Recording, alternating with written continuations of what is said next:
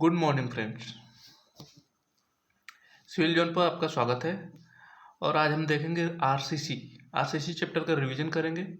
Fast revision करेंगे क्योंकि हमारा एग्जाम आने वाला है एसएससी जेई और हमें उसमें अपनी रैंक इम्प्रूव करनी है। तो हमें फॉर्मूले याद होने चाहिए टू द पॉइंट, इसलिए फास्ट रिवीजन करेंगे और अच्छे से समझते हुए करेंगे। तो पहला चैप्टर बेसिक जो है उसमें सबसे पहली चीज़ आती है limit state of collapse and limit state of serviceability. Limit state of collapse में क्या आता है? Shear force, bending moment, torsion moment, axial force and all the other forces. Load combination, इस पे लोड कॉम्बिनेशन पे क्वेश्चन बनते हैं। ये आपको डायरेक्टली एमसीक्यू में पूछेगा कि लोड कॉम्बिनेशन क्या है। तो लोड कॉम्बिनेशन एक तो डेड लोड और इम्पोज लोड या लाइव लोड के साथ होता है, जिसका कि फैक्टर 1.5 से मल्टीप्लाई करते हैं। ठीक है। फिर dead load plus impose load plus wind load या अर्थक्वेक लोड से जब उसको मल्टीप्लाई करते हैं 1.2 से, और dead load plus wind load या अर्थक्वेक लोड को मल्टीप्लाई करते हैं 1.5 से, और ये आता है 0.9 dead load plus 1.5 wind load या अर्थक्वेक लोड। ठीक है। आइए, अब पूछेगा लोड कॉम्बिनेशन में कि आपको डेड लोड दे देगा और इम्पोज लोड दे देगा, और पूछेगा किस पे डिजाइन करें, किस। तो आप डेड लोड और इम्पोज लोड की वैल्यू रखेंगे और फैक्टर से मल्टीप्लाई करें, जो मैक्सिमम होगा उस पे आपको डिजाइन करना पड़ेगा।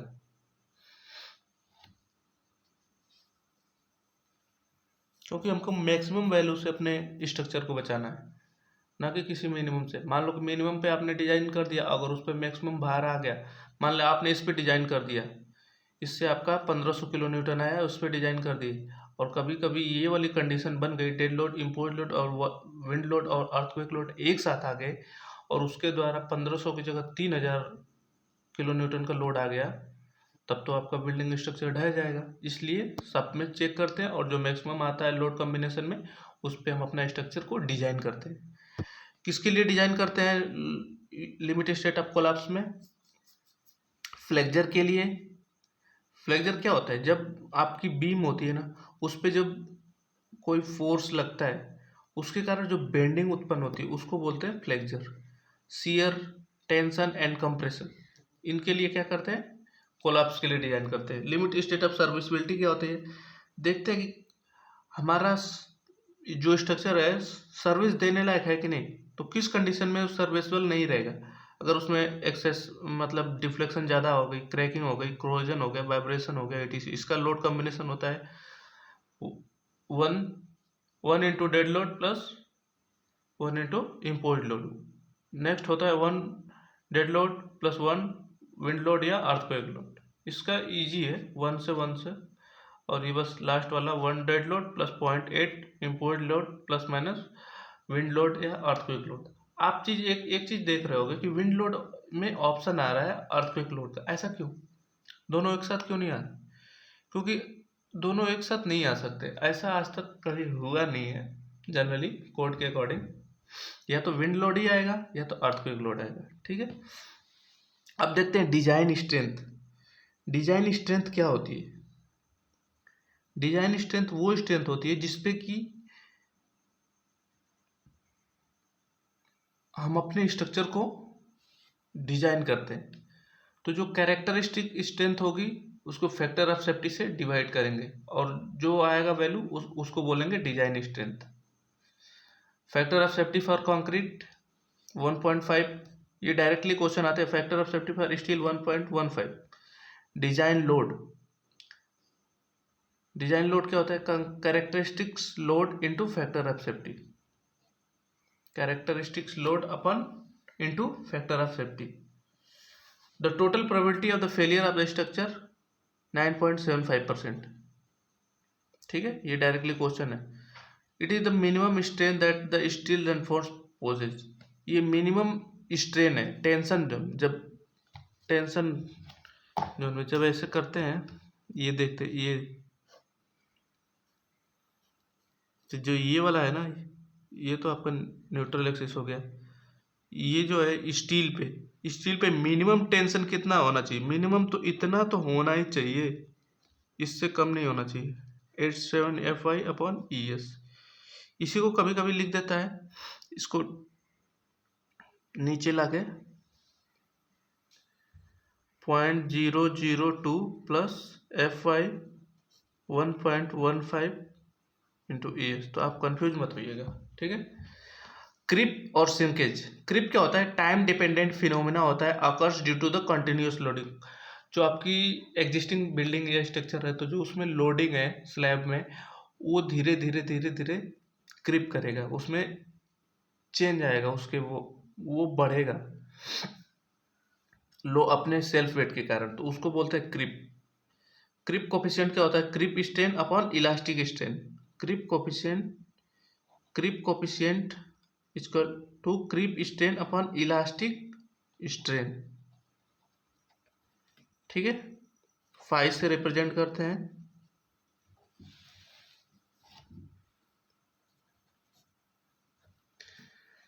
और श्रिंकेज क्या होता है? Shrinkage is the reduction in the volume of the concrete due to the loss of water. Time dependent phenomena है, ये भी टाइम डिपेंडेंट फिनोमेना है। जैसे जैसे टाइम बढ़ेगा श्रिंकेज घटता जाएगा। इनिशियल में श्रिंकेज ज़्यादा होता है।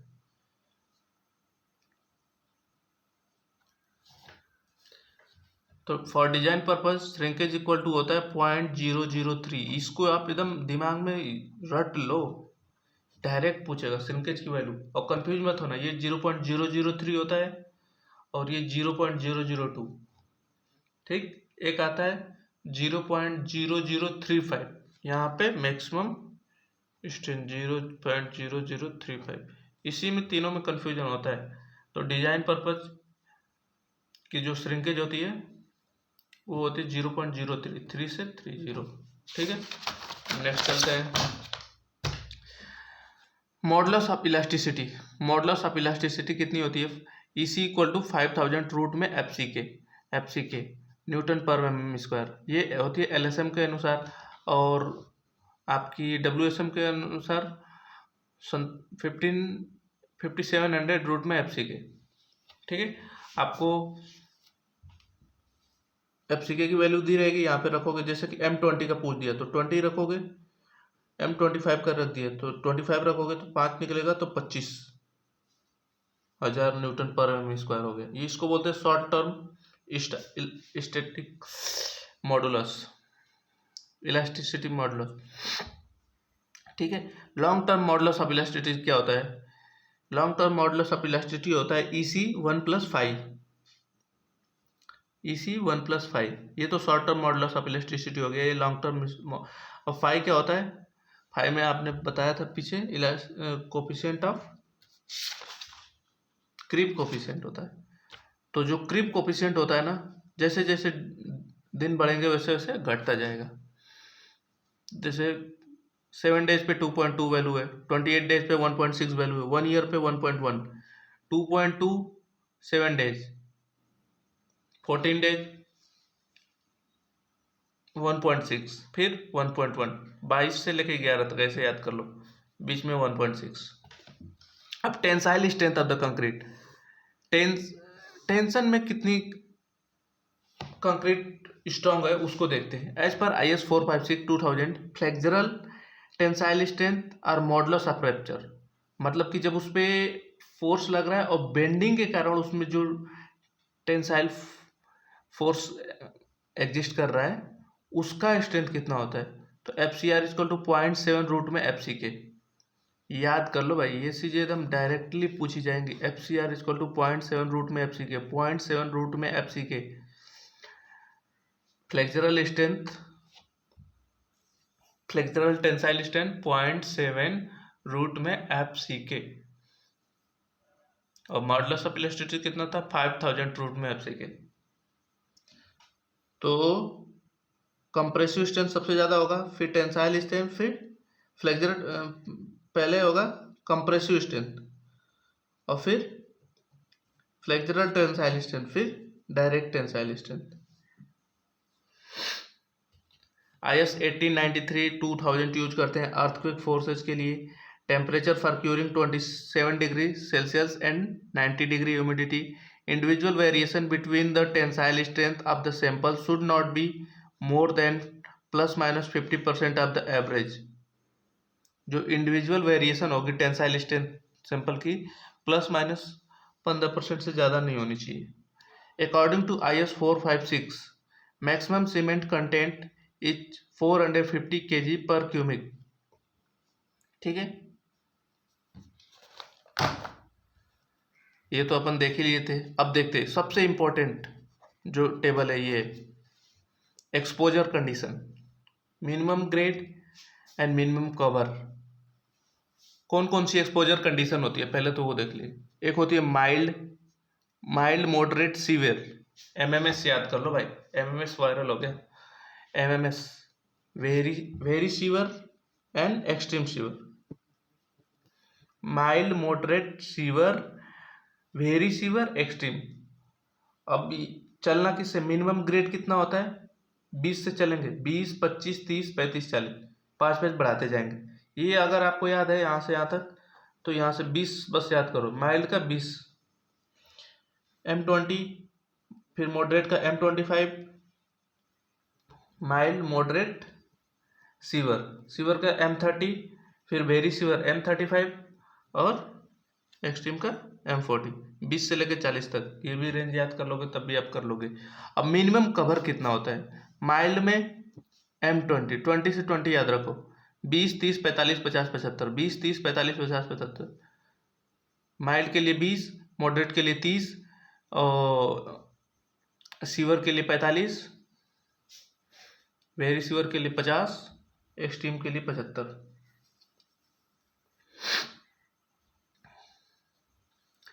pH value of potable water as specified by IS 456 2000 not less than 6. RCC का यूनिट वेट कितना होता है, 25 किलो न्यूटन पर मीटर क्यूब, और PCC का 24 किलो न्यूटन पर मीटर क्यूब. IS 875 क्या बताता है, लोड बताता है. जो आपका कोड होता है IS 875 लोड बताता है. ये डायरेक्टली क्वेश्चन है. जितना भी चीज बता रहा हूँ इसमें शॉर्ट नोट में आपके क्वेश्चंस हैं. वो part 1, part 2, part 3, part 4, part 5. Part 1 क्या बताता है, डेड लोड. फिर सेकंड लाइव लोड. तो क्या हो गया, दिल पहला दिल गया फिर लग गया, पहला दिल गया फिर लग गया. पार्ट 1 में दिल गया फिर लग गया, पार्ट सेकंड में. Part 3 wind load. Part 4 snow, और पार्ट 5 स्पेशल लोड. जब दिल लगा तो आप तो लग गए, फिर हवाएं बहने लगी, विंड लोड. फिर फुहारे आने लगी, किसकी, बर्फ की. फिर स्पेशल दिन आपके शुरू हो गए. ऐसे करके आप याद कर सकते हो, ये टेक्निक है, बाकी आपकी मर्जी. और देखो कुछ IS कोड और याद कर लो, याद रह जाए तो अच्छी बात है. IS 1390 20 1993 डक्टिलिटी डिटेलिंग के लिए. कंक्रीट मिक्स डिजाइन के लिए IS 10262, IS 10262.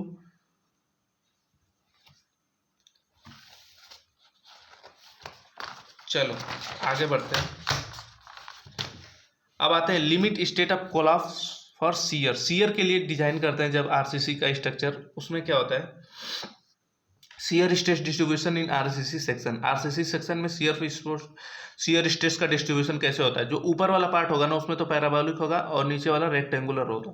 ये याद कर लो, ये इंपॉर्टेंट है, इसको ध्यान में रखना. ऊपर वाले पार्ट में पैराबोलिक, नीचे वाले में constant regular distribution. Tau equal to होता है shear force area y bar upon moment of inertia into width VAY upon IB. ठीक है. अब देखो nominal shear stress. Nominal shear stress क्या होगा, जो उस पर लोड लग रहा है और उसकी जो क्रॉस सेक्शन एरिया उसे डिवाइड करेंगे तो जो आएगा वो नॉमिनल सीयर स्ट्रेस होगा. और shear strength of the concrete, कुछ सीयर स्ट्रेंथ कंक्रीट की भी तो होगी, वो किस पे डिपेंड करेगी, कंक्रीट के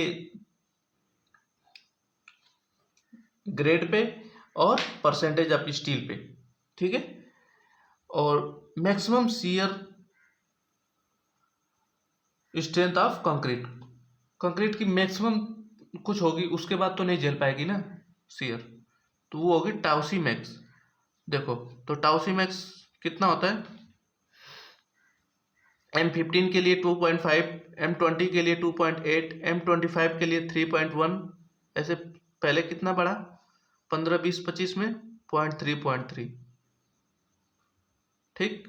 अब 2 में बढ़ा 0.4, फिर 0.2, M30 का 3.5 और M35 का 3.7। टाउसी मैक्सिमम को फॉर्मूले से निकालने का कौन सा टेक्निक है, 0.62 रूट में FCK।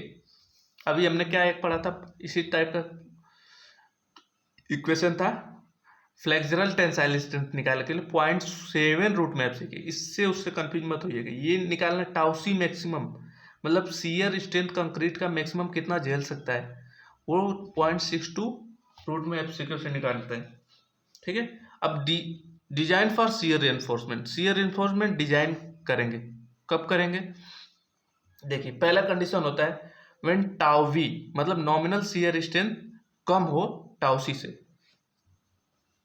तो अगर तो उसमें हम मिनिमम रेनफोर्समेंट तो देंगे ही देंगे। तो क्या फॉर्मूला होता है, ASB मिनिमम मतलब एरिया फॉर मिनिमम रेनफोर्समेंट, फिर नीचे B इंटू SB। SB क्या स्पेसिंग है, जो ये शियर दे रहे हैं ना, ये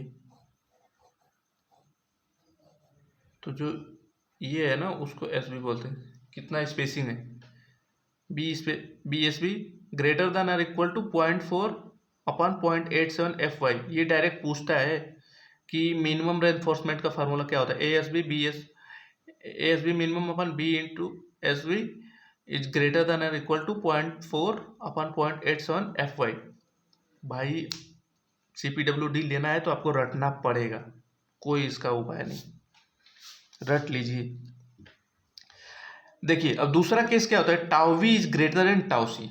अगर आपका नॉमिनल शियर टाउ सी से ज्यादा हो गया बट टाउ सी मैक्सिमम से कम है, तो उस कंडीशन में हम डिजाइन करेंगे, टाउ वी को टाउ सी से माइनस करेंगे और BD से मल्टीप्लाई कर देंगे, तो हमें पता चल जाएगा कितना शियर फोर्स है। उस शियर फोर्स के लिए डिजाइन कर देंगे 0.87 FY ASB into D upon SB, मतलब स्पेसिंग, ठीक है। और ये तो वर्टिकल स्टिरप्स के लिए हो गया। For inclined stirrups 0.87 FY ASB into D upon SB sine alpha plus cos alpha, where alpha is not less than 45 degree, ठीक है। इंक्लाइंड स्टिरप्स का मतलब समझ रहे हो, ये आपके ऐसे जो ऐसे लगाएंगे वो होगी आपकी इंक्लाइंड स्टिरप्स। उसका फॉर्मूला है 0.87 FY SB into D upon SB, ठीक है। और थर्ड कंडीशन है बेंट अप बार्स, जो बार्स ये है ना लगते हैं, इसमें से बेंट कर देते हैं कुछ लास्ट में ले जाके, वो भी शियर आपके रेजिस्ट करते हैं। तो VUS मतलब shear force of shear tau V minus tau C into BD। अब देखो, अब जो ये शियर फोर्स आया उसको एक तो बेंटअप स्टिरप्स रेजिस्ट करेगा और एक वर्टिकल स्टिरप रेजिस्ट करेगा। तो जो बेंटअप स्टिरप्स कितना रेजिस्ट करेगा, 0.87 FY ASB into sine alpha, और vertical stirrups design to carry maximum of VUS minus VSB, मतलब कि जो शियर फोर्स है उसमें से जो बेंटअप बार कैरी कर रहा है उसको माइनस कर देंगे वो, और जो शियर फोर्स है उसका आधा कर देंगे। तो जो इसमें से मैक्सिमम होगा उसको वर्टिकल के लिए डिजाइन करेंगे, बाकी के लिए बेंटअप के लिए करेंगे। चलो ये तो डिजाइनिंग का हो गया, इसमें से ज़्यादा कुछ आएगा नहीं एग्जाम, एग्ज़ाम में आपका क्या आएगा, अभी जो SSC JEE का एग्ज़ाम होगा और या फिर कोई अदर JEE का एग्ज़ाम होगा, तो ये पूछ देगा पैराबोलिक होता है कि नहीं होता है, ये फार्मूला पूछ देगा, ये नॉमिनल का पूछ देगा, ये पूछ सकता है कि मैक्सिमम शियर रेनफोर्समेंट, ये पूछ सकता है कि टाउ सी किस पे डिपेंड करता है, शियर स्ट्रेंथ ऑफ कंक्रीट किस पे डिपेंड करता है, आपके ग्रेड ऑफ कंक्रीट पे और परसेंटेज ऑफ स्टील पे।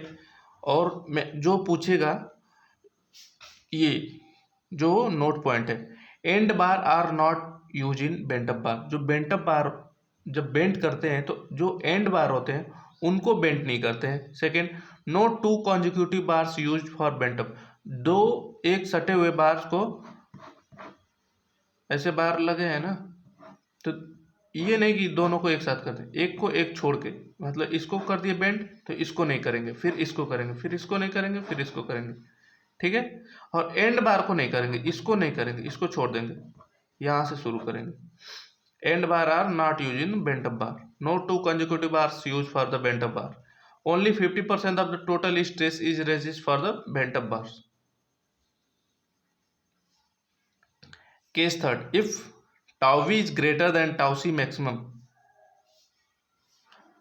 अच्छा, इसका केस था अगर टाउ सी मैक्सिमम से भी ज़्यादा हो गया आपका नॉमिनल शियर स्ट्रेस, भाई फिर से रीडिजाइन करो। और स्पेसिंग वाला याद रखिएगा, 0.87 FY ASB अपन VSD, इससे जो आएगी वैल्यू 0.75 D, 0.75 D मतलब, और 300 में जो इनमें मिनिमम होगा वही स्पेसिंग रहेगी, किसकी, स्टीरप्स की बीच की स्पेसिंग ये रहेगी। ये वैल्यू कहाँ से आई है, यहाँ से आई है, इसको इधर ले गए तो हमें स्पेसिंग की चीज आ जाएगी, ठीक है। तो ये याद रखिएगा। इस तरह से आपका limit state of collapse for shear खत्म होता है। अब फ्लैंज बीम में आपको कुछ ज़्यादा याद नहीं रखना है, अगर जहाँ से देखा जाए किसके लिए फ्लैंज बीम देखा जाए, अगर सिर्फ MCQ पर्पज के लिए, तो आपको बस ये फॉर्मूले याद रखने हैं।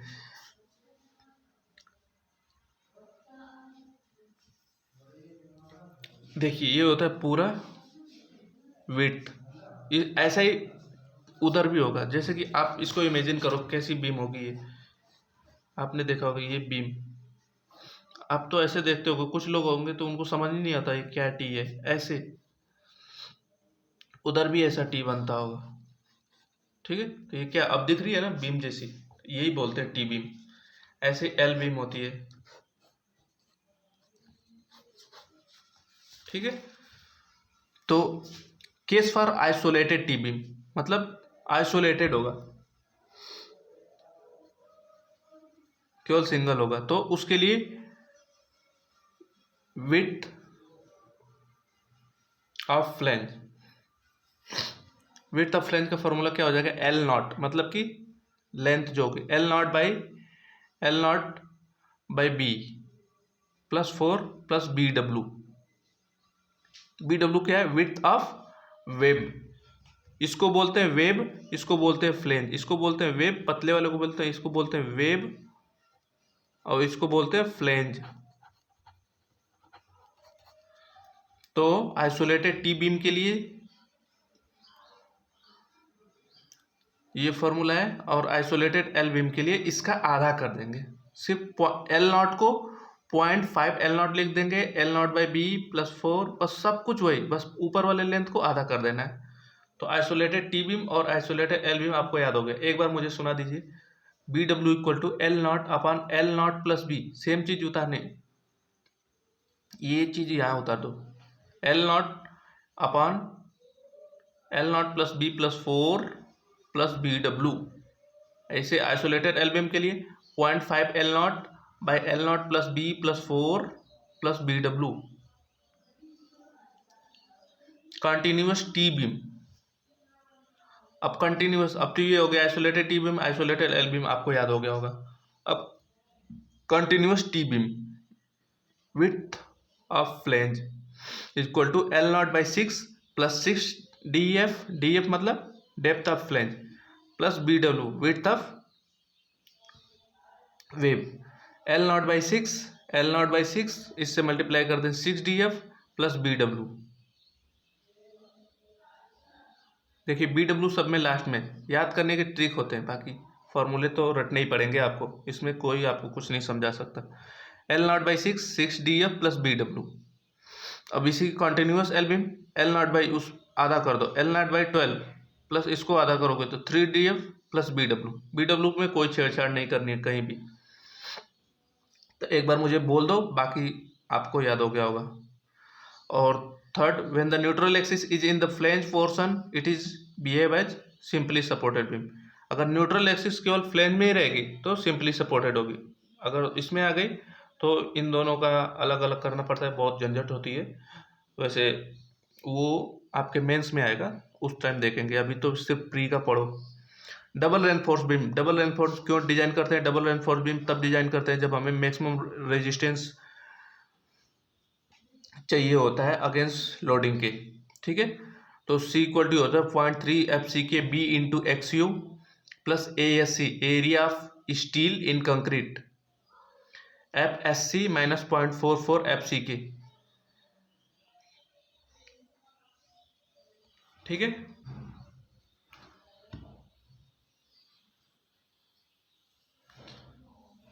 ये 0.0035 मैक्सिमम स्ट्रेन होगा एक्सट्रीम फाइबर पे upon XU ESC upon XU minus D, इस पे हम अब स्ट्रेन पता कर रहे हैं, तो ये फॉर्मूला बन जाता है। Total reinforce should not be exceed 8%, 8% से ज़्यादा रेनफोर्समेंट नहीं देंगे डबली रेनफोर्स बीम में, इसको ये याद रखो। कोडल प्रोविजन को तो आप रट जाओ, बाकी चीज़ कुछ याद रहे ना रहे, क्योंकि आरसीसी में आपके मैक्सिमम कोडल प्रोविजन ही आएंगे।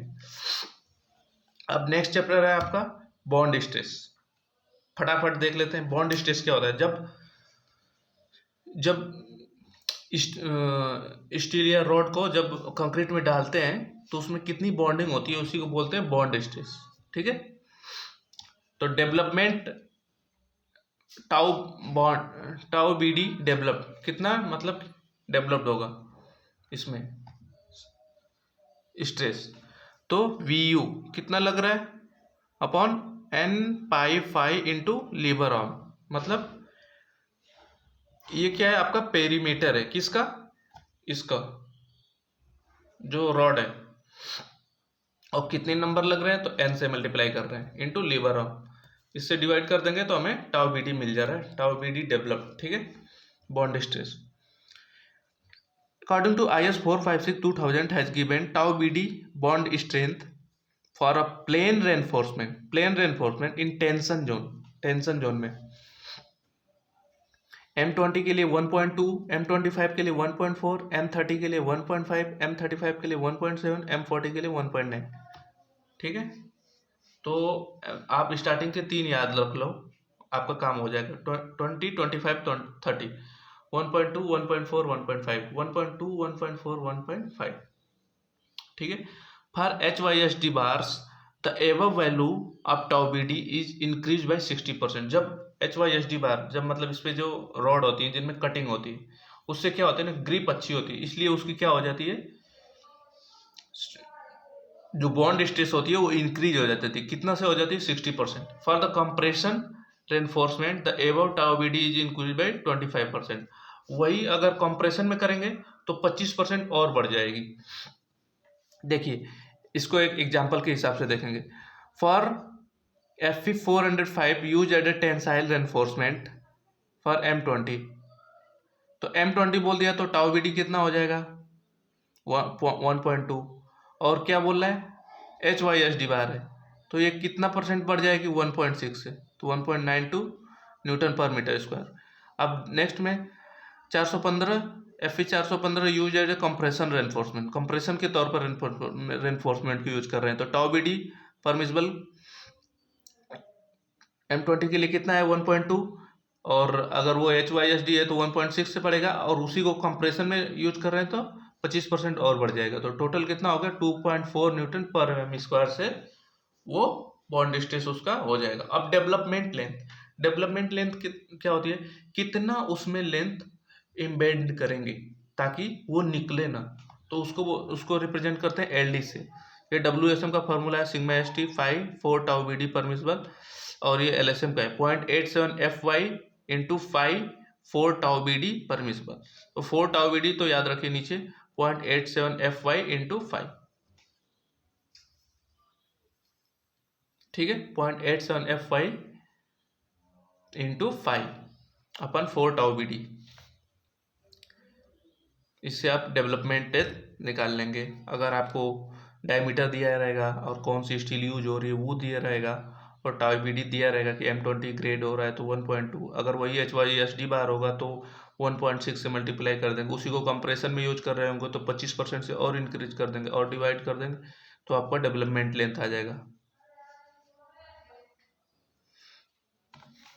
ठीक है। अब देखो anchorage value can be taken as 4-5 for each 45 degree bend. 8-5 जो एंकरेज वैल्यू, कितना एंकरेज करेंगे, ये मान लो रॉड है तो इसको हम ऐसे मोड़ भी देते हैं ताकि और अच्छी ग्रिप मिले, तो उसी को एंकरेज वैल्यू बोलते हैं। तो हर 45 डिग्री बेंड पे उसको 4-5 की लेंथ उसमें इंक्रीज करते हैं, ठीक है। तो अगर 45 डिग्री पे मोड़ रहे हैं तो 4-5, 90 डिग्री पे मोड़ रहे हैं तो 8-5, और 180 पे मोड़ रहे हैं तो कितना होगा 90-90 80 मतलब 16-5। तो एल टाइप में 90 डिग्री बन रहा है तो कितना हुआ 8-5, और यू टाइप में कितना बन रहा है 180 डिग्री तो कितना होगा 16-5, ठीक है। मैं समझता हूँ आपको बहुत अच्छी तरह से आया होगा। क्वेश्चन आपको यहीं से आएंगे, आप गेट के क्वेश्चन उठा लो, SSC JEE के क्वेश्चन उठा लो, आपके ऑलमोस्ट 70 to 80% क्वेश्चन बन जाएंगे, और बाकी थोड़ा और पढ़ लीजिएगा। नेक्स्ट चैप्टर है टॉर्जन। इसमें आपको मेनली 2 फॉर्मूले याद रखने हैं, सिर्फ 2 फॉर्मूले, और आपके क्वेश्चन निकल जाएंगे। ज़्यादातर क्वेश्चन इससे आया नहीं है, बस आपको याद रखना है V equivalent equal to ultimate shear force plus torsional shear force. तो V इक्विवेलेंट हो जाएगा VU plus 1.6 TU by B। T means ultimate torsional force upon width 1.6 TU by B। अब देखिए equivalent bending moment MU equivalent equal to MU plus MT। अब इसी तरह MU plus TU 1 plus D by B, D मतलब total depth, B is the width of the beam, divide by 1.7, ठीक है। If MT is greater then MU means torque is dominantly. 2 formula याद रखिए, आपको अगर इस पे देगा तो आप इस तरह रख के निकाल लीजिएगा, नहीं तो ये सिर्फ फार्मूला ही पूछेगा। ज़्यादा चीज़ें आपको PhD नहीं करनी है, आपको बस चीज़ों को मेमोराइज करना है, उसको एग्जीक्यूट करना है, और आपको एग्जाम निकालना है। जो PhD करने लगता है तो उसी को दिक्कत होती है, मुझे हर एक चीज़ समझनी है कि यहाँ पे TU क्यों आया, BU क्यों आया, तब तो भाई समझता रहे कम से कम 2-2.5-3 साल। Lap length in the compression. Lap length क्या होती है? लैप लेंथ होती है जब 2 स्टील को एक साथ बांधते हैं तो कितना लेंथ उसमें लैप करेंगे। बहुत बड़ी अगर कॉलम या बीम डिजाइन कर रहे हैं तो एक रॉड तो होगी नहीं कि पूरा एग्जिस्ट कर जाए, तो 2 स्टील को एक साथ बांधते हैं, उसी को लैपिंग कहते हैं। तो कितना लैप लेंथ होना चाहिए? Lap length in compression is equal to the development length. Compression के केस में लैप लेंथ क्या होगी? डेवलपमेंट लेंथ के बराबर होगी, calculated in compression but not less than 24/5। मतलब कि जो लैप लेंथ होगी अगर कंप्रेशन में यूज कर रहे हैं तो जो डेवलपमेंट लेंथ होगी उसी के बराबर होगी, लेकिन 24/5 से छोटी नहीं होनी चाहिए। इतना मिनिमम तो इतना होना चाहिए। अगर इससे ज़्यादा हो रहा है तो ठीक है, लेकिन इससे कम हो रहा है तो आपको इतना रखना पड़ेगा। लैप लेंथ इन टेंशन, ठीक है, फॉर फ्लेक्सुरल टेंशन, अगर टेंशन में फ्लेक्सुरल्स के कारण टेंशन आ रहा है, मतलब बेंडिंग के कारण जो टेंशन आ रहा है, उसमें तो हो जाएगा या तो डेवलपमेंट लेंथ या 35। फॉर डायरेक्ट टेंशन के लिए 2 LD और 35, मतलब कि डेवलपमेंट लेंथ के 2 गुना या 35, ठीक है। अब देखिए ये चीज तो आपको बिल्कुल क्लियर हो गई होगी, यहाँ तो कोई डाउट नहीं होना चाहिए। अब देखिए bond strength increased by using thinner bar but more in number, ये आपका क्वेश्चन आया हुआ है, जाके आपके गेट के प्रीवियस ईयर देखिएगा। Bond strength increase by using thinner bar but more in number, using thinner bar but more in numbers.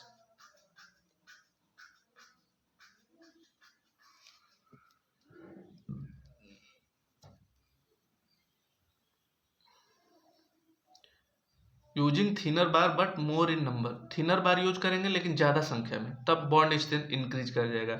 Increase of grade of concrete, concrete की ग्रेड इंक्रीज करेंगे तब भी बॉन्ड स्ट्रेंथ इंक्रीज होगा।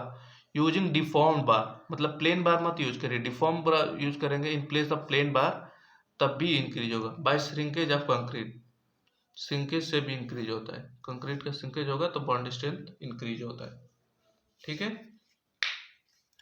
तो हमने लगभग 3 से 4 चैप्टर कंप्लीट किए, एक नेक्स्ट पार्ट बनाएंगे जिसमें कि पूरी आपकी आरसीसी खत्म, ठीक है। Thank you so much. इस तरह अगर आपको अच्छा लग रहा है तो आप मेरे वीडियो को लाइक करिए, शेयर करिए, सब्सक्राइब करिए, अपने दोस्तों को भी भेजिए, फास्ट रिवीजन करिए, अच्छे से पढ़िए, एग्जाम तो निकलना ही निकलना है। क्यों नहीं निकलेगा भाई, इतनी मेहनत जो आप कर रहे हो, ठीक है।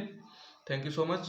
अगर कुछ सुधार करना हो तो आप मुझे प्लीज़ कमेंट कीजिए, जिससे कि मैं अपने वीडियो को इम्प्रूव कर सकूं। Thank you.